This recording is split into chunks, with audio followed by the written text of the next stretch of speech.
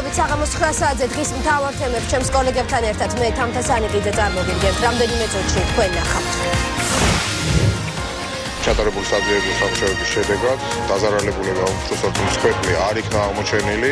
ჩამონგრეული საცხოვრებელი კორპუსი და უსახლკაროდ დარჩენილი ოჯახები რა მოხდა ვაზიანის დასახლებაში. ინგრეოდა კორპუსი ისე და დაწეული იყო. ხედავდით რომ ნელ-ნელა იწეოდა კორპუსი. ყურადღების მომქცევი არავინ არ იყო. ადგილობრივი თვითმმართველობა ყველანაირი დახმარებას გაუწევს. საერთაშორისო ძებნილ გივით არგამოძის ექსკლუზიური ინტერვიუ მეცხრე არხზე აპირებს თუ არა რუსული ოპოზიციის დაფინანსებაში ბრალდებული თარგამაძე პოლიტიკური თავშესაფრის მოთხოვნას. სასამართლოების მიერ მიღებული გადაწყვეტილება პატიმრობის შეფარდების თაობაზე გივით არგამაძეს შეუძლია გაასაჩივროს რუსეთის კანონმდებლობის შესაბამისად ზემდგომ ინსტანციაში. იუსტიციის უმაღლესი საბჭოს 2 წევრი პრეზიდენტის მიერ დანიშნული აღარ იქნება პრეზიდენტის კოდით დანიშნული. ერთი დასკვნა და ორი გასხოვებული ვერსია, როდის გამოქვეყნდება ვენეციის კომისიის დასკვნა. პარლამენტმა თავი უნდა შეიკავოს ისეთი ზომების მიღებისაგან, რომელიც საფრთხეს შეუქმნის იუსტიციის უმაღლესი საბჭოს წევრობის უწყვეტობას. დანგრეული საცხოვრებელი კორპუსი და უსახლკაროდ დარჩენილი ოჯახები ვაზიანის დასახლებაში უბედური შემთხვევა მოხდა. ჩამონგრეულია შენობის ერთი ნაწილი. წინასწარი ინფორმაციით ნგრევის მიზეზი კორპუსის ავარიული მდგომარეობა გახდა. მსხვერპლი არ არის შემთხვევის ადგილზე, სამაშველო ჯგუფებმა მუშაობა უკვე დაასრულეს. ნოდარ ჩაჩუა მუშაობს ვაზიანის დასახლებაში და ის ახლა პირდაპირ ეთერში გვერდდება შემთხვევის ადგილიდან. ნოდარ, რა ხდება ამ წუთებში ვაზიანში? ამ წუთებში სამაშველო სამუშაოები დასრულებულია. მაშველები დღეს მთელი დღის განმავლობაში მუშაობდნენ სწორედ აქ ამ კორპუსთან, სადაც რამდენიმე საათის წინ უბედური შემთხვევა მოხდა და რომლის შედეგადაც 1000-მდე ადამიანი უსახლკაროდ დარჩა. როგორც ადგილობრივმა საკრებულომ გარდაბნის საკრებულოს შემადგენლობაში შედის სწორედ ეს ტერიტორია, როგორც ადგილობრივმა საკრებულომ განაცხადა, ისინი შეფობას აიღებენ ამ ადამიანებზე და ზარალის დათვლამდე ამ ადამიანებს მიცემენ თავშესაფარს. ზარალის დათვლის შემდეგ კი უკვე საკრებულო მიიღებს კონკრეტულ გადაწყვეტილებას, როგორ დაეხმარება დაზარალებულებს. მაშველები, როგორც უკვე გითხარით, დღეს მთელი დღის განმავლობაში მუშაობდნენ. 30-მდე ადამიანი იყო სამაშველო სამსახურიდან იყვნენ მობილიზებულები და პირველ რიგში ისინი ატარებდნენ გაწმენდით სამუშაოებს. ჯერჯერობით არ არის დადებული რაიმე სახის ოფიციალური დასკვნა დანგრევის მიზეზებთან დაკავშირებით, თუმცა წინასწარი დათვალიერებით მთავარი მიზეზი დანგრევისა არის სწორედ კორპუსის ავარიული მდგომარეობა. არა გვაქვს მსხვერპლი, უყურებთ რაც ხდება ახლა კორპუსი ჩამოინგრა, 4-ის ნახევარზე მოხდა კორპუსის ჩამონგრევა, ავარიული კორპუსი იყო და ამის გამო მოხდა ჩამონგრევა. ადგილობრივი თვითმმართველობა ყველანაირი დახმარებას გაუწევს, ამაღამ პირველი საზრუნავი არის ჩვენთვის, რომ ეს მოსახლეობა გარეთ არ დაჩნენ, დავაბინავებთ. ჩატარებული საძიებო სამუშაოების შედეგად დაზარალებულება უმცროსად მსხვერპლი არ იქნა აღმოჩენილი. ადგილობრივებმა გრევის ხმა დაახლოებით 4-ის ნახევრისკენ გაიგეს. თავად კორპუსში არავინ იმყოფებოდა, ხოლო რამდენიმე ადამიანი, რომელიც თავად კორპუსში იმყოფებოდა, მათ მოასწრეს გამოსვლა და შესაბამისად ამ დროისთვის არც დაზარალებული არ არსებობს. თუმცა როგორც ადგილობრივები, აქ მცხოვრებლები ამბობენ, გარდა ამ კორპუსისა, კიდევ მიმდებარე რამდენიმე კორპუსი დაახლოებით ანალოგიურ მდგომარეობაშია და ისინიც საფრთხის ქვეშ არიან. ინგრეოდა კორპუსი ისე და დაწეული იყო. ხედავდით რომ ნელ-ნელა იწეოდა კორპუსი. ყურადღების მომქცევი არავინ არ იყო. წასულები იყვნენ ხალები რუსთავში, რომ დახმარება მოეთხოვათ. დახმარება ვერავისგან ვერაფერი ვერ მიიღეს. თავდაცვის სამინისტროში წადით 2 კვირის მერე დააკმაყოფილებთ თქვენ განცხადებასო. პასუხი ვერ მოიტანეს იქიდანაც დადებითი. ეს კორპუსები სულ ძირგამოთხილები არის. კანალიზაციის ისინი სულ მოხსნილი არის ტრუბები და კანალიზაციის წყალი სულ დაბლა პატვალში ჩადის. დღეს გარდა მაშველებისა აქ მუშაობას ატარებდნენ სეისმოლოგები, რომლებიც დადებენ სწორედ ოფიციალურ დასკვნას და გრევის მიზეზებთან დაკავშირებით. გარდა ავარიული მდგომარეობისა არ არის გამორიცხული, რომ თავად ამ კორპუსზე, ამ ადგილმდებარეობიდან გამომდინარე, ვინაიდან ის საკმაოდ ახლოს არის სამხედრო პოლიგონთან და სისტემატიურად მიმდინარეობს წვრთნები, არ არის გამორიცხული, რომ გრევის ერთ-ერთი მიზეზი სწორედ ესეც აღმოჩენილიყო. გმადლობთ ნოდარ ბოლო ინფორმაციით ვაზიანიდან ნოდარ ჩაჩუა საუბრობდა პირდაპირ ეთერში. მეცხრე არხის ექსკლუზივი ინტერპოლის მიერ ძებნილი გივით არგამაძე ლიტვის დედაქალაქს აფარებს თავს. ჩვენმა გადამღებმა ჯგუფმა დეპუტატი მაშინ ჩაწერა, როდესაც ის ვილნიუსის ქუჩებში დაცვასთან ერთად გადაადგილდებოდა. პარლამენტის თავდაცვის კომიტეტის ყოფილი თავმჯდომარე საქართველოში ჩამოსვლას არ გეგმავს და არც რუსი სამართალდამცავების მიერ წაყენებულ ბრალდებას არ აღიარებს. თარგამაძე ქვეყნიდან მას შემდეგ გაუჩინარდა, რაც რუსეთის შინაგან საქმეთა სამინისტრობის ბრალდებულად ცნო და საერთაშორისო ძებნა გამოაცხადა. დეპუტატს მოსკოვში არეულობების ორგანიზებასა და ადგილობრივი ოპოზიციის დაფინანსებაში ედება ბრალი. არსებობს ფარული მოლაპარაკებების ამსახველი კადრებიც. ირაკლი მამალაძის რეპორტაჟი ვილნიუსიდან. რუსეთის მიერ ინტერპოლის ხაზით ძებნილი გივით არგამაძე მეცხრე არხმა პირადი დაცვის ორ წევრთან ერთად ვილნიუსის ერთ-ერთ ცენტრალურ ქუჩაზე სეირნობისას დააფიქსირა. საპარლამენტო უმცირესობის წევრმა საქართველო მას შემდეგ დატოვა, რაც რუსეთის სასამართლომ მასზე დაპატიმრების სანქცია გასცა. ძებნილი არგამაძე განაჩენს უსაფუძვლოდ მიიჩნევს და გასაჩივრებას ევროპულ სასამართლოში გეგმავს. მე ალჯერმოსთან დაკავშირებით შეგიძლიათ გადახედოთ. ისინი ითხოვთ თქვენს გადაცემას და ანუ საუბარი იმაზე, რომ თქვენ აქედან აპირებთ გააპროტესტებთ ეს ყველაფერი, ანუ იგივე სასამართლოს მიმართოთ ამ ქვეყანაში. კიდევ ერთხელ გეუბნებით, ყველაფერი ნახავთ, თავის დრო. საპარლამენტო უმცირესობის წევრი ამ ეტაპზე საქართველოში დაბრუნებას არ გეგმავს. მეცხრე არხის ინფორმაციით თარგამაძე აქტიურად იყენებს პირად კავშირებს, რომელიც მან ჯერ კიდევ უშიშროების კომიტეტის თავმჯდომარეობისას ლიტვის ძალოვან უწყებებში მაღალ ჩინოსნებთან დაამყარა. ძალიან კარგი კონტაქტები. იყენებთ თუ არა ამ კონტაქტებს იმისთვის, ამ კონტაქტებს ვიყენებ ჩემი ქვეყნის. აპირებთ თუ არა მოითხოვოთ პოლიტიკურ თავშესაფრად. არა, რა თქმა უნდა. გასთან დაკავშირებით. გივით არგამაძეს რუსეთის სასამართლომ პატიმრობა 21 თებერვალს შეუფარდა. საპარლამენტო უმცირესობის წევრს ბრალად 2012 წლის 6 მაისს მოსკოვში ბალოტნაეს მოედანზე მასობრივი არეულობის მომზადება ედება. ახალგაზრდა იურისტთა ასოციაციის ინფორმაციით, გივით არგამაძეს სასამართლოს განაჩენის გასაჩივრება შეუძლია, თუმცა ვიდრე სასამართლო აპელაციას განიხილავს, მისი დაკავება ევროპის ტერიტორიაზე შესაძლებელია. რუსეთის სასამართლოების მიერ მიღებული გადაწყვეტილება პატიმრობის შეფარდების თაობაზე გივით არგამაძეს შეუძლია გაასაჩივროს რუსეთის კანონმდებლობის შესაბამისად ზემდგომ ინსტანციაში. ამასთანავე მას აქვს შესაძლებლობა თუ კი დაობს პატიმრობის შეფარდების კანონიერებაზე, ასევე მიმართოს ადამიანის უფლებათა ევროპულ სასამართლოს. გივით არგამაძის დაკავებას და რუსეთის ხარისთვის გადაცემას გამორიცხავენ საკანონმდებლო ორგანოში. უმცირესობამ არ იცის სად იმყოფება მათი თანაგუნდელი. აკაკი ბობოხიძეს იმედი აქვს, რომ ევროპული სასამართლო სამართლიან გადაწყვეტილებას მიიღებს. ეს იქნება არა მარტო გივით არგამაძის მიმართ კარგი, თუ დადებითი გადაწყვეტილება იქნება, რა თქმა უნდა, ევროსასამართლოს მიერ მიღებული, არამედ ნებისმიერი იმ ადამიანის მიმართ, რომელიც ვთქვათ, მსგავს დევნაში არის რუსეთის სახელმწიფოს მხრიდან. ევროპულ სასამართლოში არგამაძის შესაძლოს არჩევს საპარლამენტო უმრავლესობაც აფასებს. მე ვისურვებდი, რომ მან მართლაც მიმართოს ევროპულ სასამართლოს, ვინაიდან ყველაფერთან ერთად მისი ყოფილი პოზიციიდან გამომდინარე ის ბრალდებები, რაც რუსეთმა მას წაუყენა, ეს ლახავს საქართველოს იმიჯს, ვინაიდან ის იყო მაღალი თანამდებობის პირი. თარგამაძე რუსეთის წინააღმდეგ გამშინაარსის სარჩელი ევროპულ სასამართლოში უახლოეს მომავალში შევა. იურისტებს უჭირთ თქვა, დააკმაყოფილებენ თუ არა ინტერპოლის მიერ ძებნილი გივით არგამაძის სარჩელს ევროპელი მოსამართლეები. ვენეციის კომისიის დასკვნა, რომლითაც ყველა მხარე კმაყოფილია საერთო სასამართლოების შესახებ მომზადებული კანონპროექტის ძირითად პრინციპებს, ევროპული კომისია სრულად იზიარებს. ასეთია თია წულუკიანის პოზიცია ვენეციაში გამართული სხდომის შემდეგ. მიღებულია გადაწყვეტილებაც. იუსტიციის უმაღლესი საბჭო შემადგენლობა მალე შეიცვლება, პროექტის განხილვა კი პარლამენტში მომავალ კვირას განახლდება. თუმცა დასკვნის სხვა შინაარსზე საუბრობს უზენაესი სასამართლოს თავმჯდომარე და ნაციონალური მოძრაობა. ვენეციის კომისიის შენიშვნები და რეკომენდაციები ამ დრომდე არ არის ხელმისაწვდომი. დასკვნის ვარიანტი სავარაუდოდ ხვალ გამოქვეყნდება.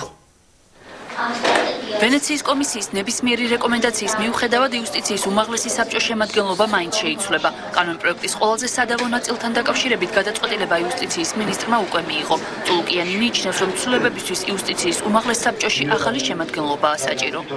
იუსტიციის უმაღლესი საბჭოს 2 წევრი პრეზიდენტის მიერ დანიშნული, აღარ იქნება პრეზიდენტის კვოტით დანიშნული. დეპუტატები აღარ იქნებიან იუსტიციის უმაღლეს საბჭოში და 8 წევრი მოსამართლე, რომელიც არის მოსამართლე, ვეღარ იქნება იუსტიციის უმაღლესი საბჭოს წევრი, ორი მიზეზით.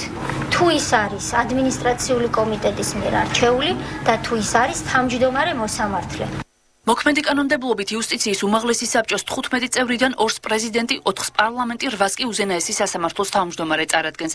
კანონპროექტით პრეზიდენტს ესუფლება ერთმევა, გარდა ამისა დეპუტატები საბჭოს შემადგენლობაში ვეღარ მოხვდებიან. 8 წევრს კი უზენაესი სასამართლოს თავმჯდომარის ნაცვლად მოსამართლეთა კონფერენცია დაამტკიცებს. უფლებების შეზღუდვას არ აპროტესტებს კოტე კუბლაშვილი, თუმცა უზენაესი სასამართლოს თავმჯდომარე მოქმედი საბჭოს შემადგენლობის უფლებამოსილების ვადაზე ადრე შეწყვეტის წინააღმდეგია და ხელისუფლებას ვენეციის კომისიის რეკომენდაციას ახსენებს.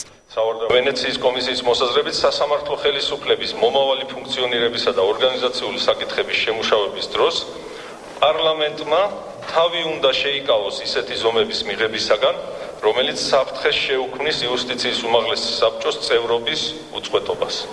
ვენეციის კომისიის რეკომენდაციებს პარლამენტარები სხვადასხვაგვარად აფასებენ. ჩიორა თაქთაქიშვილი კომისიის მიერ გამოტანილ მკვეთრად უარყოფით დასკვნაზე საუბრობს, მართლ გუნდში კი აქცენტს პოზიტიურ შეფასებებზე აკეთებენ და ნაციონალურ მოძრაობას წარსულს ახსენებენ. ნაციონალური მოძრაობა 2004 წლის 3 თებერვალს არ დალოდებია ვენეციის კომისიის დასკვნას. მე პირადად მაშინ ვიყავი ჟურნალისტი, საკუთარი სტატიაც კი მახსოვს ამ თემაზე და ვესწრებოდი ქორთიარდ მერიოდში ვენეციის კომისიის მკვეთრად უარყოფითი დასკვნის განხილვას, მაშინ, როდესაც პარლამენტში პარალელურად მიმდინარეობდა საკონსტიტუციო ცვლილებების მეორე და მესამე მოსმენით მიღება. მნიშვნელოვანი არის ხაიზ გაესვას ვენეციის კომისიის უარყოფით, მკვეთრად უარყოფით შეფასებას კანონპროექტის მთავარ საკითხთან, რომელიც ითვალისწინებდა იუსტიციის უმაღლესი საბჭოს მოქმედი შემადგენლობის დათხოვნას და ახლის არჩევას. ამაზე ვენეციის კომისიამ ცალსახად უარყოფითი შეფასება დააფიქსირა და აღინიშნა, რომ ეს იქნება პრეცედენტი იმისა, რომ ყოველი შემდგომი ხელისუფლება ყოველთვის შეეცდება დაიქვემდებაროს სასამართლო ხელისუფლება. იუსტიციის სამინისტროს მიერ მომზადებულ კანონპროექტს არასამთავრობო სექტორი დადებითად აფასებს.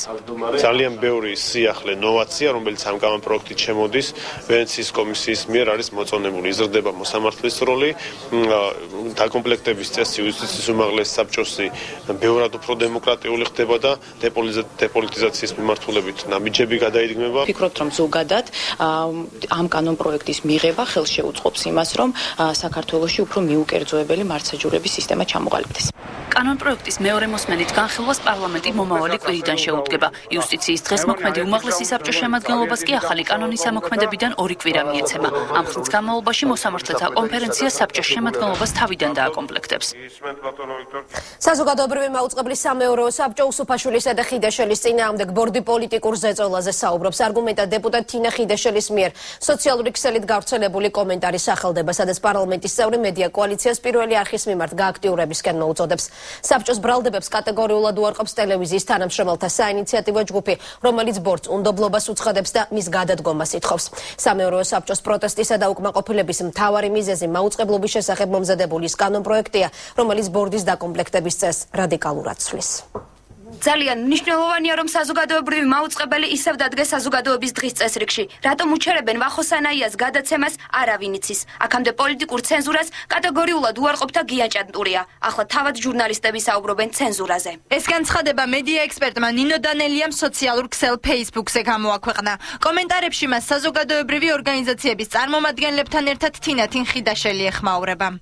მედია კოალიციის სასწრაფოდ ჩართვა ასაჭირო.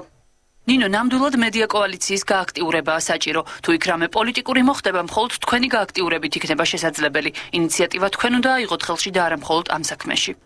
საპარლამენტო უმრავლესობის წევრი სწორედ ეს გამოხმაურება გახდა სამეურვეო საბჭოს წევრ გიორგი მელაძისთვის საკმარისი, რომ ახალი საკანონმდებლო ცვლილებების პოლიტიკურ мотиваციაზე ესაუბრა. ალბათონი თინა პირდაპირ მოუწოდებდა საზოგადოებრივ ორგანიზაციებს აეგდოთ ბურთი და შემდგომ ისინი გააგრძელებდნენ მოედანზე თამაშს.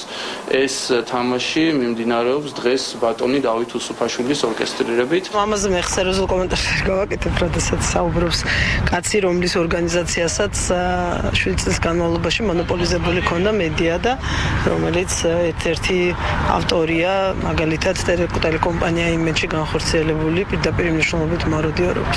განცხადებაზე გაკეთებულ კომენტარებში ჟურნალისტი ნინო ზურიაშვილიც ფიგურირებს. ფაქტს, რომ თინა ხიდაშელმა მედია კოალიციის წევრებს კონკრეტული მოქმედებებისკენ მოუწოდა, დღეს ის უარყოფს. შევიმუშავეთ კანონპროექტი, რომელიც გგონია და დარწმუნებული ვართ, რომ უფრო მეტად გაზრდის როგორც ბორდის, ასევე მთლიანად საზოგადოებრივი მაუწყებლის დამოუკიდებლობას. უსუსური განცხადება ასე აფასებენ საზოგადოებრივი მაუწყებლის თანამშრომლებისგან შემდგარ საინიციატივო ჯგუფში გიორგი მელაძის განცხადებას. ეს იყო ბოლო, მე მგონი და ესეთი უსუსური მცდელობა იმისა, რომ რაღაცნაირი პოლიტიკური мотиваცია დაინახონ საზოგადოებრივი მაუწყებლის თანამშრომელთა სამართლიან მოთხოვნაში. პროცესებში მაქსიმალურად ჩაურევლობის მომხრეა საპარლამენტო უმცირესობა. თუმცა მათი თქმით პირობა, რომ საზოგადოებრივმა მაუწყებელმა დამოუკიდებლობა შეინარჩუნოს, უნდა შესრულდეს. მიუხედავად იმისა, რომ ბევრი დაძაბულობა იყო, ბევრჯერ იყო მართლაც სერიოზული პოლიტიკური ზეწოლა და ეს ხალხს კარგად ახსოვს. მიუხედავად ამისა, მაინც საზოგადოებრივი არხი ყალიბდებოდა როგორც მაქსიმალურად ასე თქვა დამოუკიდებელი სტრუქტურა. პოლიტიკური ზეწოლა არ ნიშნავს მხოლოდ ხელისუფლების ზეწოლას. შეიძლება ოპოზიციას კონდეს ზეწოლა. სამეურვეო საბჭოს არჩევის ახალ წესს დღეს იურისტი თამარ კორძაიაც გამოეხმაურა. ცვლილებების შემდეგ საბჭოს სამწევს საპარლამენტო უმრავლესობა, ასევე სამს პარლამენტის დანარჩენი წევრები დაასახელებენ. ორს კი სახალხო დამცველი აირჩევს. ადამიანი, რომელიც ახორციელებს ზედამხედველობას ადამიანის უფლებების დაცვაზე და გამოხატვის თავისუფლება და საზოგადოებრივი მაუწყებლის არსებობა თითოეული ჩვენთაგანის უფლებაა, შეიძლება იყოს უფლებამოსილი, რომ მან მიიღოს ამ პროცესში მონაწილეობა. მაუწყებლის შესახებ კანონში შესატანი ცვლილებების საკომიტეტო მოსმენები 18 მარტიდან დაიწყება. ამის შემდეგ კი საკითხს კენჭს პლენარულ სხდომაზე უყრიან. მედიკამენტი, რომელიც შესაძლოა სამართალდამცავთა დაინტერესების მიზეზი გახდეს, საუბარია პრეპარატ ანდანზე, რომელიც აფთია ქოქსელში ურეცეპტოდ იყიდება. უნგრული წარმოების წამალი საძილე საშუალება, თუმცა მისი გადაჭარბებული დოზით მოხმარება ადამიანს ნარკოტიკული ზემოქმედების ქვეშ აქცევს. ნარკოლოგიის კვლევითი ცენტრი შესაბამის ორგანოებს მიმართავს და მედიკამენტის ურეცეპტოდ გაყიდვის აკრძალავს თხოვს.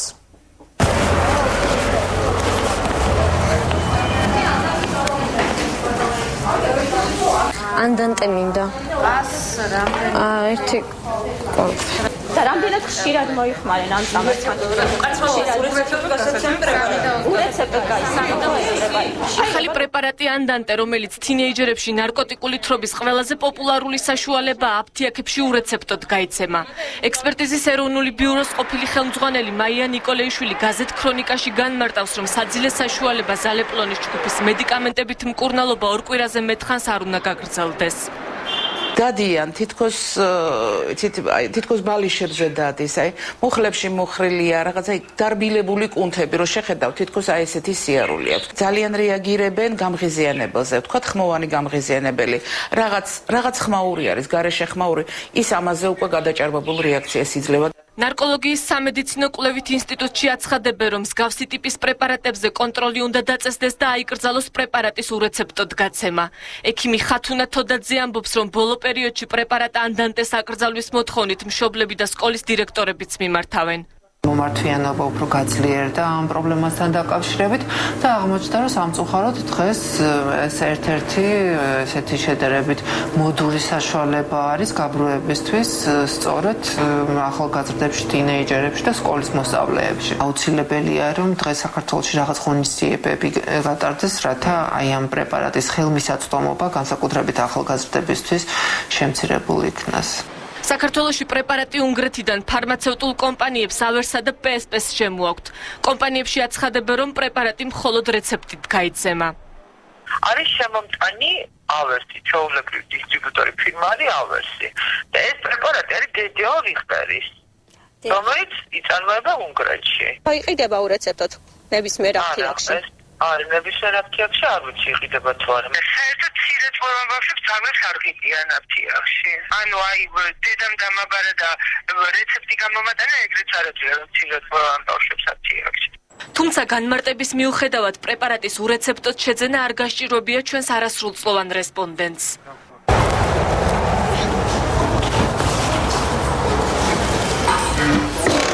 ანდანტე? ანდანტე.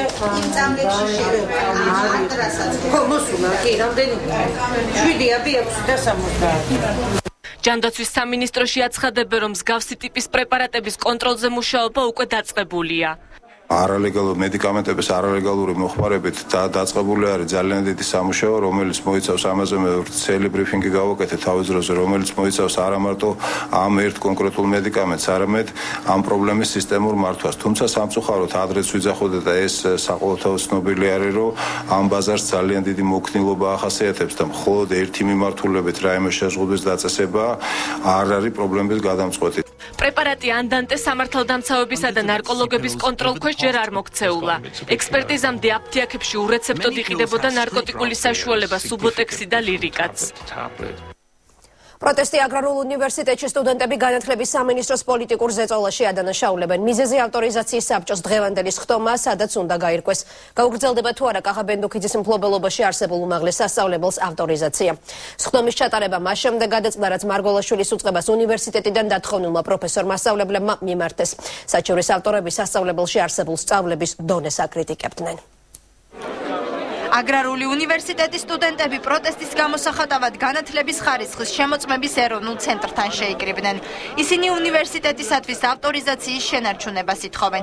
სტუდენტები ამბობენ, რომ უნივერსიტეტის გაყიდვამდე ლექციები თითქმის არ ტარდებოდა და ლექტორები ნიშნებისთვის ქრთამს იღებდნენ. აგრარულ უნივერსიტეტში 2011 წლის შემდეგ შეიცვალა ყველაფერი უკეთესობისკენ. 2011 წლამდე არ ეკუთვნოდა სასოფლოს ავტორიზაცია და ეხლა ნამდვილად ეკუთვნის. უსამართლობას არ შეურიგდებით და აუცილებლად მივახცევთ სამართალს, რომელიც აგრარულ უნივერსიტეტში ნამდვილად არის და არსებობს სწავლის ის დონე, რომელიც საერთაშორისო სტანდარტებს აკმაყოფილებს არათუ საქართველოს. საბჭოს მხრიდან სამართლებრივი ნორმის დარღვევაზე საუბრობს აგრარული უნივერსიტეტის რექტორი ლაშა გორდელაძე, რომელიც აღნიშნავს, რომ შემოწმება არდადეგების დროს დაიწყო. გორდელაძე საბჭოს საქმიანობას პოლიტიკას უკავშირებს და მიიჩნევს, რომ უნივერსიტეტისთვის ავტორიზაციის ჩამორთმევა მისი მფლობელის კახა ბენდუქიძის გამო ხდება.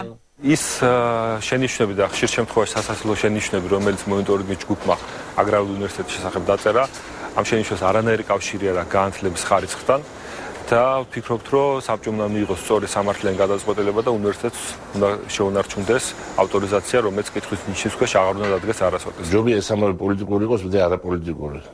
იმიტომ რომ თუ ეს ამავე პოლიტიკურია, გამოდის რომ მემერჩიან. ამას გადავიტან როგორმე და თუ ეს ამავე პოლიტიკური არის, გამოდის რომ კარგ უნივერსიტეტს ერჩია, რაც კიდევ უფრო უარესია. განათლების მინისტრი პოლიტიკურ ინტერესს უარყოფს და აცხადებს, რომ უნივერსიტეტის შემოწმება გათავისუფლებული ლექტორების სარჩელის საფუძველზე გადაწყდა. პოლიტიკური ნიშნით დევნა, სამსახურიდან გაშვება არ არის ის სტილი, რომელთაც ჩვენ მუშაობთ. მაგრამ ძალიან გთხოვთ, ზომას ნუ გადავალთ და მოგვეცით შესაძლებლობა, რომ ვიმუშაოთ. თუ ჩვენ საერთოდ ხელი არ უნდა მოუკიდოთ არავისთან არ ვიმუშაოთ, მაშინ რისთვის არსებობს სახელმწიფო? აგრარული უნივერსიტეტის სტუდენტებს მხარის სხვადასხვა უნივერსიტეტის სტუდენტებმა და არასამთავრობო ორგანიზაციის წევრებმაც დაუჭირეს. რაც ხდება, თავისთავად მეტყველებს პოლიტიკურ, ასე ვთქვათ, ჩარევაზე, პოლიტიკურ მიზანზე და კახა ბენდუქიძის წინააღმდეგ მიმართულ პოლიტიკურ გადაწყვეტილებებზე. აქციაზე გათავისუფლებული ლექტორების ნაწილიც გამოჩნდა. ისინი ამბობენ, რომ უნივერსიტეტის გაყიდვის შემდეგ სამსახური 1000-მდე პროფესორ-მასწავლებელმა დატოვა.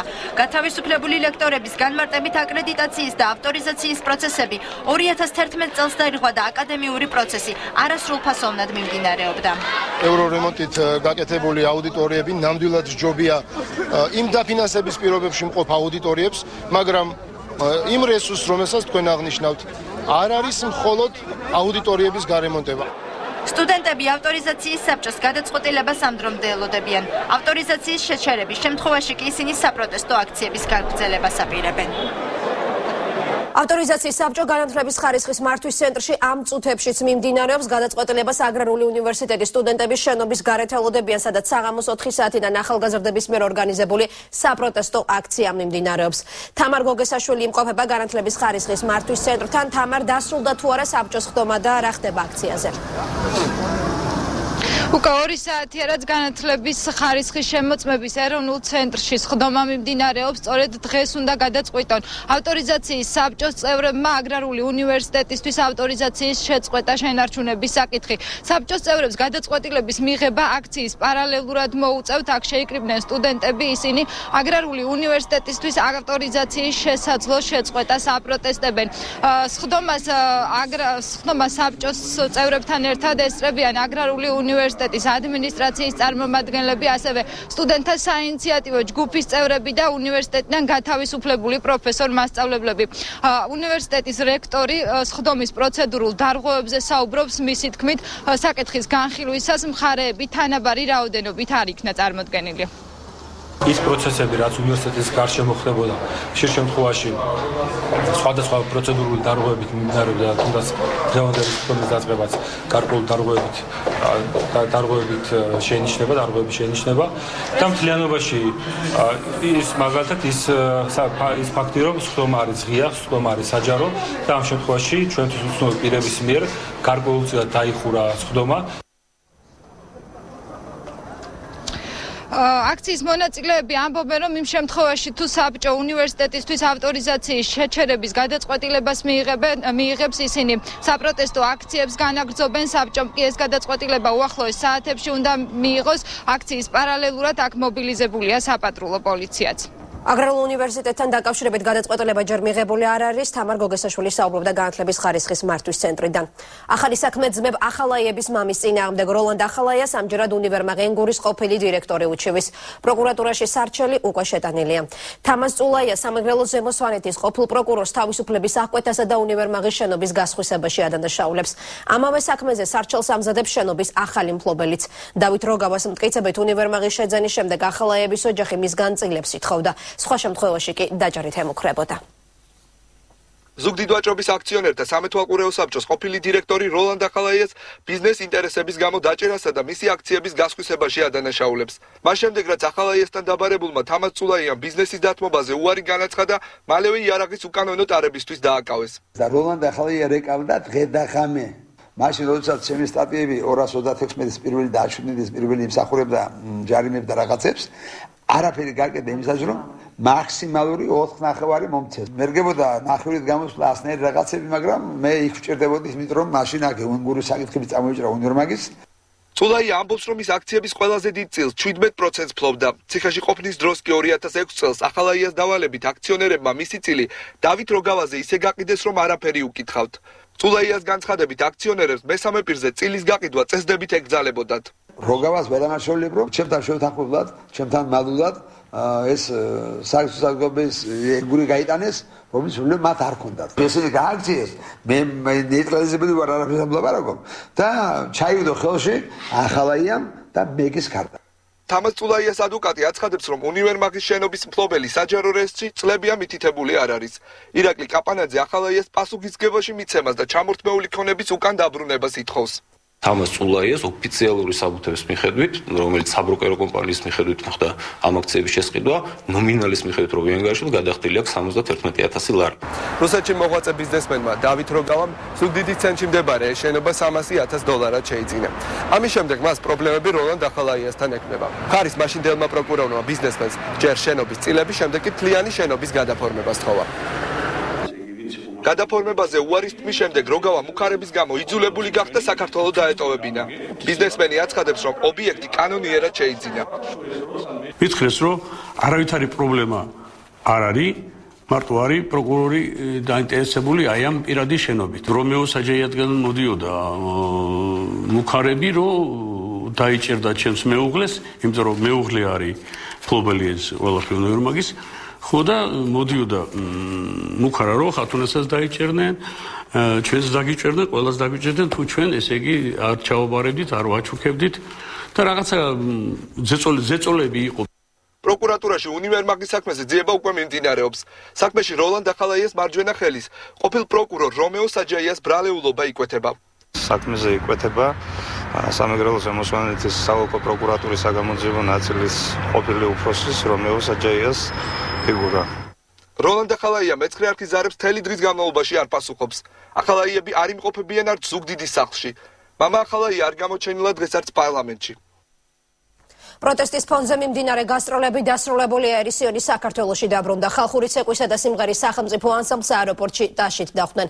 მოსკოვი, როსტოვი, კრასნოდარი და სტავროპოლი ეს არის იმ ქალაქების ჩამონათვალი, სადაც ანსამბლმა ერთკვირიანი ტურნეს ფარგლებში იცევდა. თუმცა ქართული საზოგადოების ნაწილი ყველაზე მეტად კრემლის დარბაზში ჩატარებულმა კონცერტმა გააღიზიანა. გარკვეული ჯგუფების მხრიდან სახელმწიფო ღალატში დადანაშაულებულმა ერისიონმა დღეს ბრალდებით უპასუხა. ეს ოვაციები მოსკოვიდან დაბრუნებულ ანსამბლ ერისიონის წევრებს თბილისის საერთაშორისო აეროპორტში თაყვანისმცემლებმა დაახვედრეს. ხელოვნებას თავისი გზა აქვს, თავისი სუფთა და კრიალა გზა აქვს, პოლიტიკას სხვა გზა აქვს. თავად კონცერტი როგორ მოეწონათ? აი როგორ შეხვდა? ნუ ახლა, ესე იგი, თქვენ ვერ წარმოიდგენთ ხალხ. აი ასე იყო მთელი განმავლობაში, აი ახლა ესაც პურებით თქვენ, აი შესაძლებლად ვიგებთ, მაგრამ 6000 კაცი ყურება ამას. ანშლაგით და ყველა სხემლების დიოდა საფეზე სიხარულისგან. როგორი განწყობა იყო და ეხლა ძალიან კარგი და ეხლაც კარგი განწყობა გვაქვს, იმიტომ რომ ჩვენ ვართ მსახიობები. ანსამბლის წევრებმა აეროპორტი პოლიციის კორდონის გავლით დატოვეს.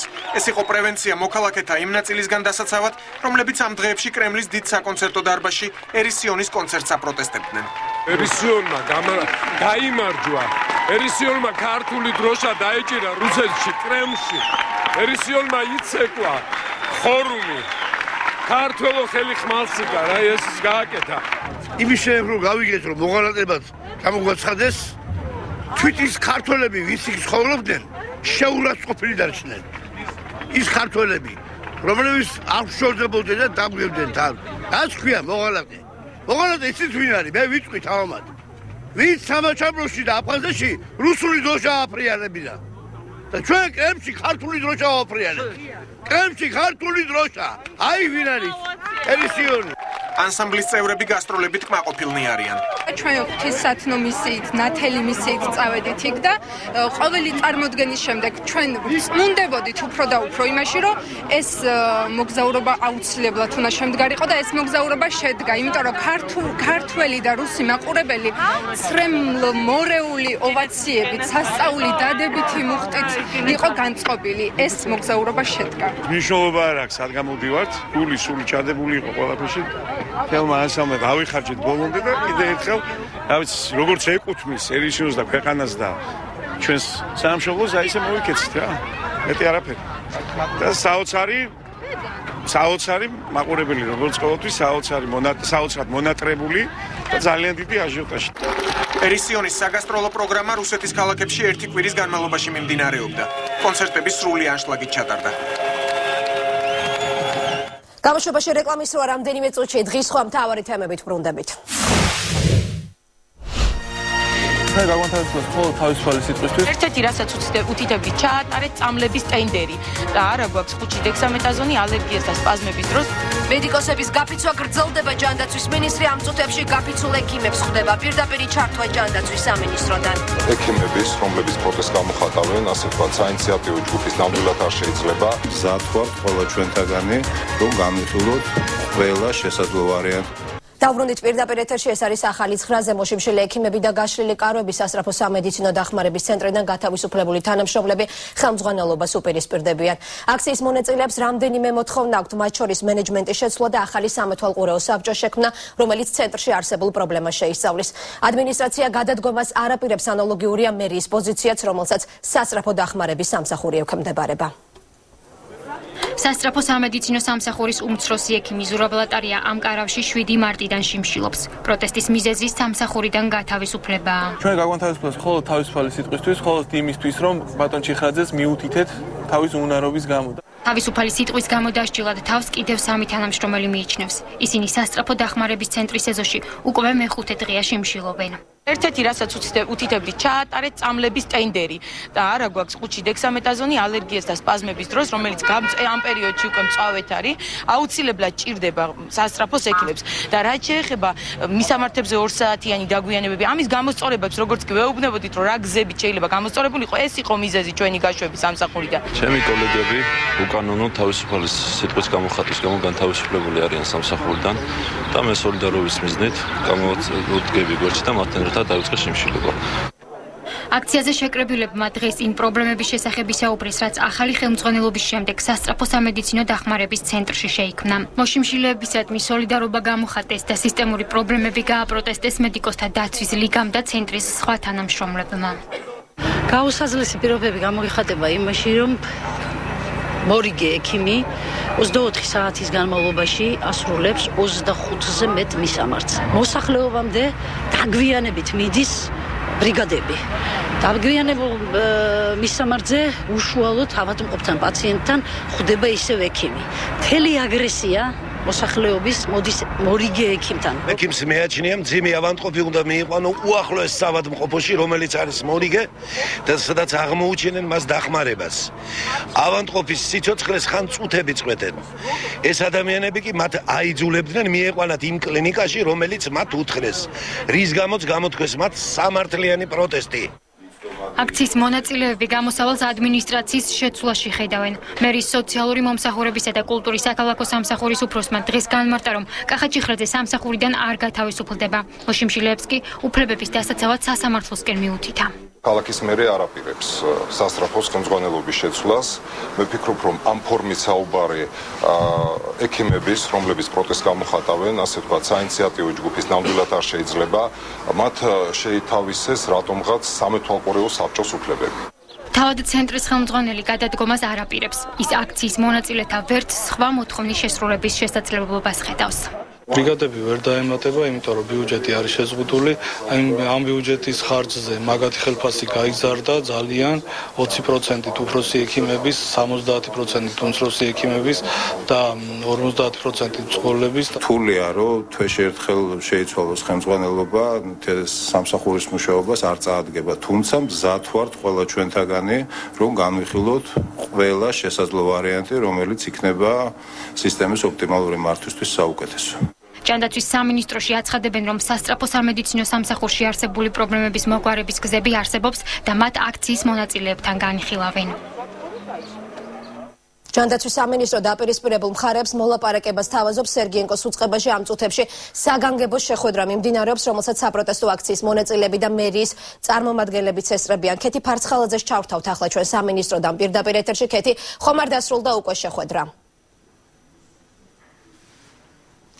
შეხვედრა მიმდინარეობს ჯანდაცვის სამინისტროში. მინისტრის მოადგილე ხვდება სასამსახურიდან გათავისუფლებულ ექიმებს, ასევე შეხვედრაში მონაწილეობას იღებენ მერიის წარმომადგენლები, პარლამენტარები და აქვე იმყოფება სასწრაფო სამედიცინო დახმარების ცენტრის ხელმძღვანელიც.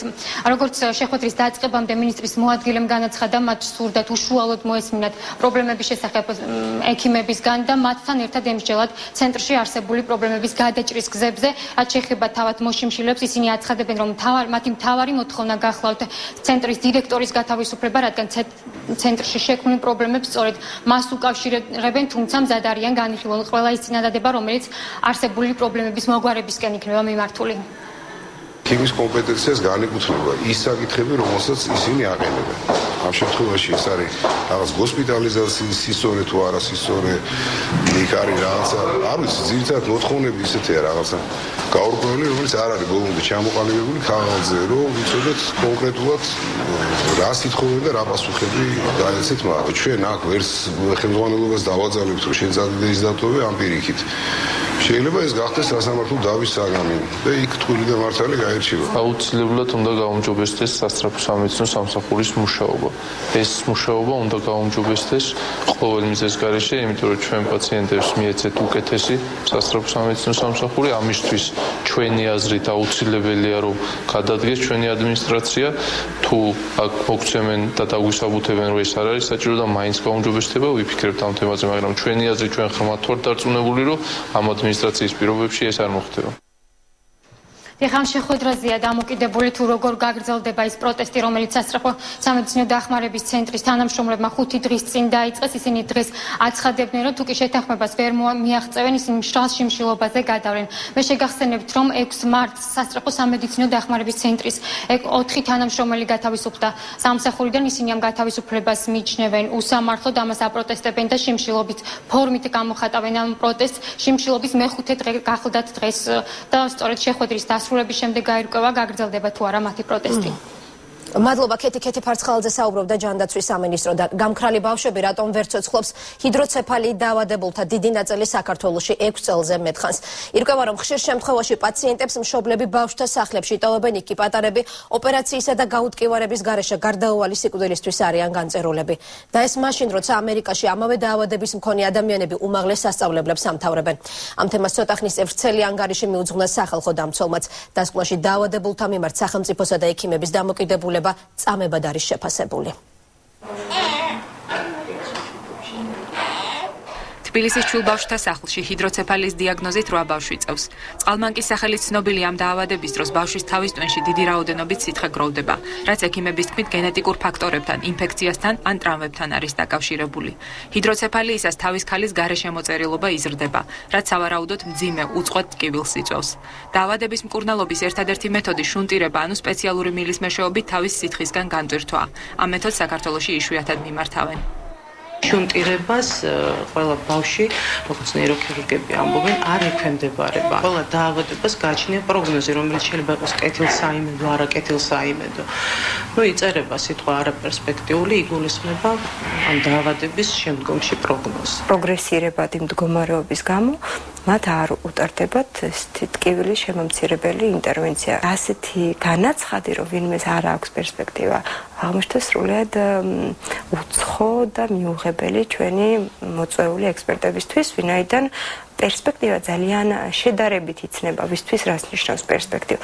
შეზღუდული შესაძლებლობების მქონე პირთა დაწესებულებების მონიტორინგისას სახალხო დამცველის წარმომადგენლებმა ჩულბავშვთა სახლში ჰიდროცეფალიის მახასიათებელი ტკივილით გამოწვეული ტანჯვის მდგომარეობაში არაერთი ბავშვი აღმოაჩინეს. თუმცა მათი შეშფოთება კიდევ უფრო მეტად სხვა ფაქტორმა გამოიწვია. ეს ბავშვები ფაქტობრივად აღარ გვხვდებიან არც ერთ სხვა დაწესებულებაში, სადაც 6 წლის მიღწევის შემდეგ ისინი უნდა გადავიდნენ. გაჩნდა კითხვა, სად მიდიან ბავშვები? არასამთავრობო ორგანიზაცია საქართველოს ბავშვების ანგარიშის თანახმად 2008-2012 წლებში ჩულბავშვთა სახლში შესული 36 ბავშვიდან მხოლოდ ერთის მდგომარეობა გაუმჯობესდა, ხოლო 21 გარდაიცვალა. სახალხო დამცველის ოფისში ბავშვების გაქრობას ნაადრევი სიკვდილით ხსნიან. ჩვენ გავეცანით საერთაშორისო პრაქტიკას და ამან მოგვცა სრულიად განსხვავებული სურათი. 50-იანი წლებიდან ნორმად იქცა ამ დიაგნოზის ბავშვების შუნტირება. მას შემდეგ ძალიან კარგი შედეგები გვაქვს. ბავშვების უმეტესობა ზრდასრულ ასაკს აღწევს და ხანგრძლივი ნაყოფიერი ცხოვრებით ცხოვრობს. ჰიდროცეფალიის ყველაზე გავრცელებული გვერდითი მოვლენა მკურნალობის გარეშე დატოვების შემთხვევაში გონებრივი ჩამორჩენაა. მაგრამ თუ კი ქირურგიული ჩარევა დაბადებიდან 24 საათის განმავლობაში მოხდება, ჩამორჩენა შესაძლოა საერთოდაც არ გქონდეს. ცნობილი საერთაშორისო ორგანიზაციის Disability Rights International-ის წარმომადგენელს მეცხრე არხი ვაშინგტონში Skype-ით დაუკავშირდა. ერიკ მათეუსი ამბობს, რომ მისი ორგანიზაციის წარმომადგენლები თბილისის ჩულბავშვთა სახლში რამდენჯერმე იმყოფებოდნენ. ჩვენი შეფასებით ბავშვთა სახლის თითოეულ ბავშვს შესაძლებელია ჩაუტარდეს ქირურგიული ჩარევა, რომელიც მათ სიცოცხლეს შეუნარჩუნებს. არ არსებობს საბაბი, რომლითაც შეიძლება გავამართლოთ ბავშვების მკურნალობის გარეშე სასიკვდილოდ გაძირვა. განსაკუთრებით კი მათ ტკივილგამაყუჩებლების გარეშე დატოვება. მით უმეტეს არ არსებობს გამართლება მთავრობის წევრთა უმოქმედობისა. მარტივი ჭეშმარიტებაა. ქირურგიული ჩარევის გარეშე ბავშვთა სახლში მყოფი ყველა ჰიდროცეფალიით დაავადებული ბავშვი დაიღუპება. შუნტირება მათი ბოლო შანსია. სამინისტრო გაამახვილებს ყურადღებას, რომ ყველა დონეზე, პირველადი ჯანდაცვის დონეზე, სამშობიარო სახლების დონეზე, ნეონატალურ და პედიატრიულ სამსახურებში გაძლიერდეს საკადრო რესურსი ჰიდროცეფალიის ადრეულ დიაგნოსტირებაზე. სამინისტრო გეგმავს სისტემურ აუდიტს, როგორც პროგრამული, ასევე ფინანსური კუთხით, რომ კომპლექსურად შეფასდეს ყველა ჩვილბავშვთა სახლის დონეზე და თითოეული მინდობით აღზრდით დაწესებულებებში თუ რა დონის სამედიცინო მომსახურება მიეწოდებათ ბავშვებს. ჩვენ ვლაპარაკობ ბავშვისათვის, ისე რომ მას არ შეუძლია საკუთარი ინტერესები და უფლებები დაიცვას, სიცოცხლის შესაძლებლობის არ მიცემაზე. მინდა დავაზუსტო, ამ ბავშვებს სწორედ ამ მდგომარეობის გამო ხშირად მიატოვებენ. ანუ მათ უკან არავინ არ დგას. ისინი ვერ იტყვიან თავიანთ სათქოს, ამიტომ ჩვენ უნდა ვთქვათ. დაუბრუნდით ეთერში რეგიონებში გაზმოვარაგების ქსელი ფართოვდება პერიფერიულ რაიონებში ბუნებრივი არის მომხმარებელთა რაოდენობის გაზრდის ვალდებულება სოკარი იღებს. პრემიერ-მინისტრთან გამართული შეხვედრის შემდეგ უმსხვილესი აზერბაიჯანული კომპანიის პრეზიდენტი ახალი მრავალმილიონიანი პროექტის განხორციელებაზე თანახმა. გეგმა კი ასეთი იქნება, გაზის გარეშე დარჩენილი სოფლების მოსახლეობამ ბუნებრივი არი უახლოეს 2 წელში უნდა მიიღოს.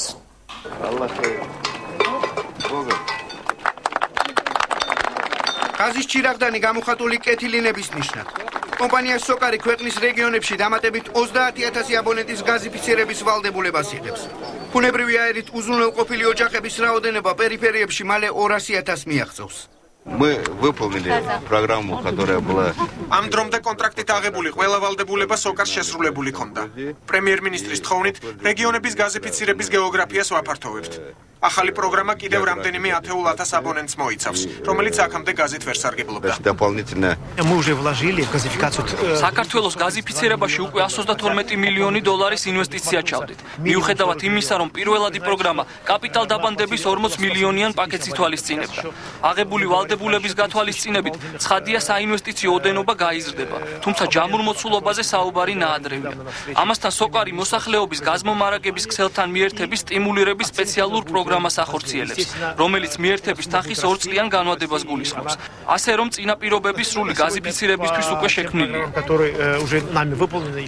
ბუნებრივი აირით უზრუნველყოფის პროექტის პირველი ეტაპის ფარგლებში აზერბაიჯანულენოვანი სოფლებისთვის სოკარმა 53 კილომეტრიანი გასადენის მშენებლობა ცოტა ხნის წინ დაასრულა. პოლნისის სოფლებში 1200-მდე მოსახლეს საწვავით უკვე სარგებლობს. გაზიფიცირების თემა ჩვენთვის ძალიან მნიშვნელოვანია. ყველა სახელმწიფოში, ნორმალურ განვითარებულ სახელმწიფოში გაზის პრობლემის თემა არსად არ დგას და ჩვენ საქართველოშიც ეს პრობლემა ამოწურული გვექნება ძალიან მალე. ჩვენ არავის არ ვატყუებთ, ჩვენ არ გვითხავთ რომ ეს პროცესი დაამთავრდა და აი გაზი მოვიდა, არა. ჩვენ ვთქვით რომ ეს პროცესი იწყება და სწორედ ამიტომ ამ პროცესის დამატებითი პროცესის დასაწყისია. ძალიან მნიშვნელოვანია ჩემის აზრით, როდესაც ეს ღონისძიებები ინვესტორთან ერთად ტარდება, იმიტომ რომ მოსახლეობას ბუნებრივად უფრო მეტი იმედი უჩნდება იმისი, რომ სწრაფად და ეფექტურად მოხდება ამ პროცესის დასრულება. რეგიონული განვითარების გეგმაზე საუბრისას ხელისუფლება განმარტავს, რომ მოსახლეობისთვის საყოფაცხოვრებო პრობლემების მოსაგვარებლად საკმარისი ეკონომიკური შესაძლებლობა აქვს. მთავრობა ამტკიცებს, რომ წინამორბედის манипуляციური ტაქტიკისგან განსხვავებით სათანადო პოლიტიკური ნებაც გააჩნია. ნება ამთავარი. ამ არასპეკულაცია თემებით, როგორც დღეს აკაშვილი აკეთებს პოზე. არამედ ნება იმისა, რომ პრობლემები მოისპოს. არა манипуляცია ამ ხალხით, არა არჩევნების წინ და ასე შემდეგ. არამედ ჩვენ გვინდა ეს ხალხი გზნობდეს თავს ღირსეულ მოქალაქეებად თავის სახელმწიფოში და რა თქმა უნდა ჩვენ ამის ნება გაგვაჩნია, იმიტომ რომ ჩვენ არ ვთვლით ფულებს ამდენ წავა ჯიბეში. ჩვენ ვთვლით ფულებს ამდენია საჭირო სახელმწიფოსათვის და ჩვენ ამას გავაკეთე აუცილებლად. რეგიონულ გაზგამანაწილებელ ქსელს სოკარი კომპანია iterას ქართული აქტივების ყიდვის შემდეგ ფლობს. აზერბაიჯანულ ენერგოჰოლდინგში განმარტავენ, რომ კაპიტალდებადი სამუშაოების მიუხედავად ბუნებრივი აირის საცალო ფასი ძველის მსგავსად ახალი აბონენტებისთვისაც იდენტური იქნება. კუბურმეტრზე 45 თეთრი. ახლა კეკაბერიძე მთავარი კითხვის ანონსით ვინ იქნებიან დღეს გადაცემის სტუმრები ამას ეკა თავად გვეტყვის ეკა საღამომშვიდობისა. საღამომშვიდობისა თამთა მივესალმები მაყურებელს. რა რეკომენდაციები მისცა ვენეციის კომისიამ ხელისუფლებას და რატომ დაიმსახურა კრიტიკა ამნისტიის კანონმა? მთავარ კითხვას დღეს ალექსანდრე ბარამიძე უპასუხებს. გადაცემის მეორე ნაწილში რა კავშირი აქვთ პარლამენტის თავმჯდომარესთან მაუწყებლობის შესახებ კანონში შესატანით ცვლილებების ავტორებს? თამარ კორძაიასთან ვისაუბრებთ ამ თემაზე. გმადლობთ ეკაბერიძემ გაგვაცნო მთავარი კითხვის ანონსი, ასეთი იყო დღის მთავარი თემები საღამოს 9 საათისთვის. მე ხვალამდე გეშვიდობთ.